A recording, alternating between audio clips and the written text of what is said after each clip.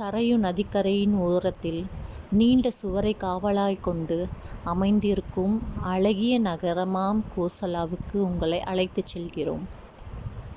சூரிய வம்சர்களால் ஆளப்பட்ட கோசலா எழில் கொஞ்சும் நதிகளை பிரம்மாண்டமான மாட மாளிகைகளை தாண்டி கம்பீர தோற்றத்துடன் காட்சியளித்திருக்கிறது. கோசலாவின் தலைநகரம் அயோத்தியா.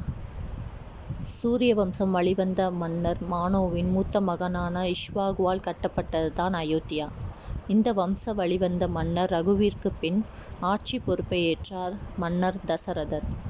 அறிவு கூர்மையும் சாதுரியம் மிக்க ஆட்சி திறமையும் கொண்ட தசரதருக்கு பிள்ளை இல்லை என்ற ஒரு பெருங்குறை உள்ளது. மாளிகையை சோகத்தில் மூழ்கியது.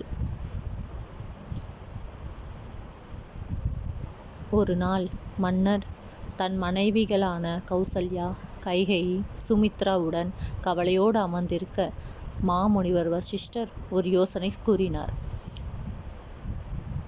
தசரத மன்னா, மரியாதை கூறிய மாமுனிவர் ரிஷி ஸ்ருங்காவை அழைத்து புத்திர காமஷ்டி யாகம் செய்ய ஏற்பாடு செய்யுங்கள். உங்கள் குறை நிவர்த்தி செய்யப்படும்.